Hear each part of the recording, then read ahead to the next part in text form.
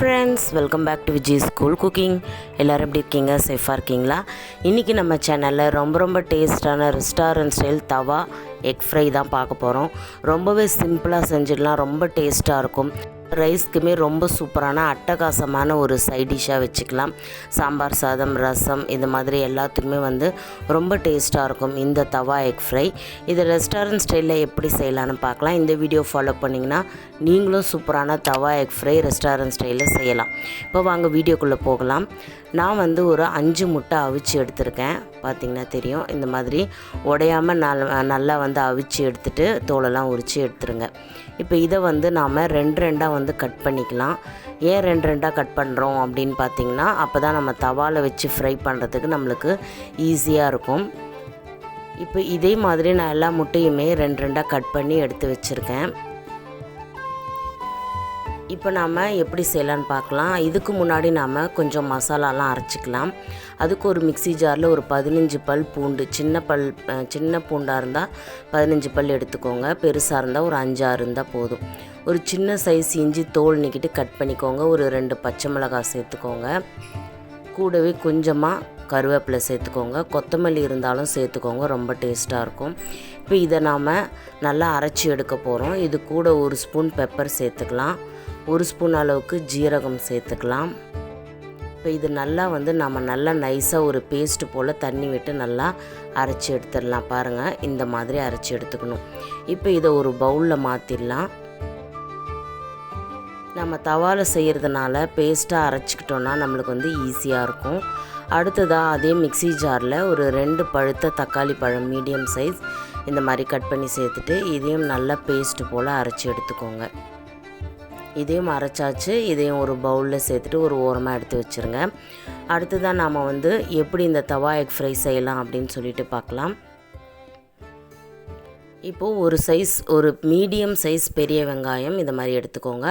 இதை நல்லா பொடியாக இந்த மாதிரி கட் பண்ணி எடுத்துருங்க. ஸ்டவ் ஆன் பண்ணிக்கோங்க, தவா வச்சுக்கோங்க. இது முழுக்க நம்ம தவாவில் தான் செய்ய போகிறோம்.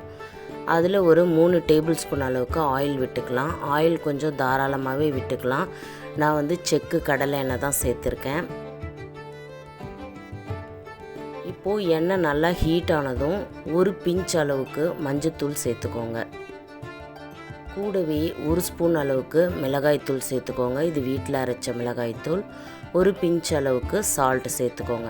நீங்கள் தனி மிளகாய்த்தூள் வச்சுருக்கிறதா இருந்தால் 1/2 ஸ்பூன் அளவுக்கு வெறும் ரெட் சில்லி பவுடர் மட்டும் சேர்த்துக்கோங்க, போதும்.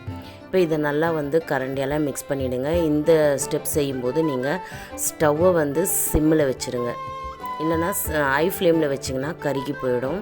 இப்போ நாம் கட் பண்ணி வச்சுருந்த முட்டைகளை இதை மாதிரி உள்பக்கம் வர மாதிரி வச்சுட்டு நாம் ஃப்ரை பண்ணி எடுக்கணும். முதல்ல இந்த மாதிரி வச்சு ஒரு 2 நிமிஷம் நம்ம நல்லா ஃப்ரை பண்ணிக்கலாம். அடுத்ததாக திருப்பி ஒரு 2 நிமிஷம் சிம்லேயே வச்சுட்டு நீங்கள் ஃப்ரை பண்ணி எடுத்துக்கோங்க. இப்போ இதை ஒரு தட்டில் மாற்றி வச்சுக்கலாம்.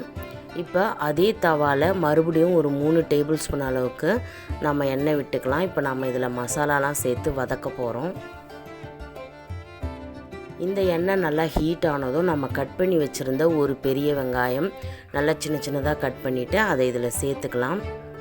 வெங்காயம் நல்லா வதங்கணும். நல்லா ஒரு கோல்டன் ப்ரௌன் கலரில் வதங்கணும். வதங்கினதுக்கப்புறம் நாம் அரைச்சி வச்சுருந்த இஞ்சி பூண்டு பச்சை மிளகாய் கருவேப்பிலை அந்த பேஸ்ட்டை இதில் சேர்த்துட்டு நல்லா அந்த பச்சை வாசனை போகிற அளவுக்கு நல்லா வதக்கிக்கோங்க. இப்போது 1 டேபிள் ஸ்பூன் அளவுக்கு குழம்பு மிளகாய் தூள் சேர்த்துக்கோங்க. நம்ம ஆல்ரெடி அதில் 1 ஸ்பூன் அளவுக்கு சேர்த்துருந்தோம். இது கொஞ்சம் காரமாக ஸ்பைஸியாக இருக்கும். உங்களுக்கு காரம் தேவையில்லைன்னா நீங்கள் மிளகாய்த்தூளை 1/2 ஸ்பூன் அளவுக்கு சேர்த்துடலாம். கூடவே உப்பு சேர்த்துட்டு நல்லா ஃப்ரை பண்ணுங்கள். இந்த பச்சை வாசனை போகணும்.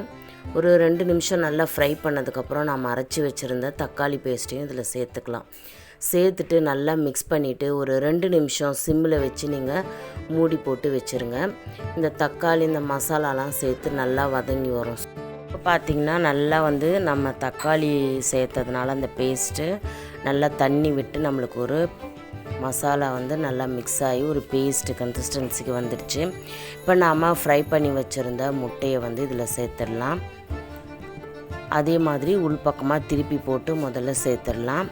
அதுக்கப்புறம் நம்ம வெளிப்பக்கம் ஒரு 2 நிமிஷம் வெளிப்பக்கம் சேர்த்துட்டு நம்ம ஃப்ரை பண்ணி எடுத்தால் சூப்பரான தவா எக் ஃப்ரை ரெடி ஆகிடுச்சு.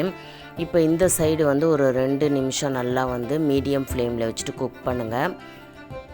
நல்லா அந்த மசாலாலாம் அந்த முட்டையில் வந்து நல்லா ஏறணும். அதுக்காக ஒரு 2 நிமிஷம் மூடி வச்சுட்டு குக் பண்ணிவிட்டு அடுத்த 2 நிமிஷம் திருப்பி ஒரு 2 நிமிஷம் நீங்கள் மூடி போட்டு நல்லா வேக வச்சு எடுத்திங்கன்னா சூப்பரான தவா எக் ஃப்ரை ரெடி. இந்த டிஷ் கண்டிப்பாக உங்களுக்கு பிடிச்சிருக்குன்னு நினைக்கிறேன். கண்டிப்பாக சிம்பிளான ஒரு டிஷ் தான், ரொம்ப டேஸ்ட்டாக இருக்கும். இது வந்து ரசம் சாதம், சாம்பார் சாதம், வெரைட்டி ரைஸ்க்கு பார்த்திங்கன்னா புளி சாதம், லெமன் சாதம், இது மாதிரி எல்லாத்துக்குமே வந்து ஒரு சைடிஷ்ஷான ஒரு சூப்பரான சைடிஷ் இது. கண்டிப்பாக உங்கள் வீட்டில் ட்ரை பண்ணி பாருங்கள். லாஸ்ட்டாக நான் வந்து கொஞ்சமாக கருவேப்பிலை வந்து போட்டுக்கிறேன், நீங்கள் கொத்தமல்லி இருந்தாலும் போட்டுக்கலாம். நம்மளுடைய சூப்பரான தவா எக் ஃப்ரை சூப்பராக ரெடி ஆகிடுச்சு. நம்ம முழுக்க இதை தவாலே செஞ்சதுனால ரொம்ப டேஸ்ட்டாக இருக்கும். கண்டிப்பாக இந்த ரெசிப்பியை உங்கள் வீட்டில் ட்ரை பண்ணுங்கள், ரொம்ப டேஸ்ட்டாக இருக்கும். சாம்பார் சாதம், ரசம் சாதம், லெமன் ரைஸ், புளி சாதம், இது மாதிரி வெரைட்டி ரைஸ் எல்லாத்துக்குமே வந்து ரொம்ப டேஸ்ட்டான ஒரு ஆப்டான ஒரு சைட் டிஷ் இது. வேறு லெவலில் இருக்கும். கண்டிப்பாக வீட்டில் ட்ரை பண்ணுங்கள். உங்கள் குட்டீஸ்களுக்கு செஞ்சு கொடுங்க, விரும்பி சாப்பிடுவாங்க இதை மாதிரி தவாவில் செஞ்சு தரும்போது. ஓகே ஃப்ரெண்ட்ஸ், இந்த வீடியோ கண்டிப்பாக உங்களுக்கு பிடிச்சிருக்குன்னு நினைக்கிறேன். பிடிச்சிருந்தால் ஒரு லைக் பண்ணுங்கள், ஷேர் பண்ணுங்கள் அண்ட் கமெண்ட் பண்ணுங்கள். நெக்ஸ்ட்டு ஒரு இன்ட்ரெஸ்டிங்கான வீடியோவில் சந்திக்கிறேன். Until then, it's bye from Vijis. Thanks for watching.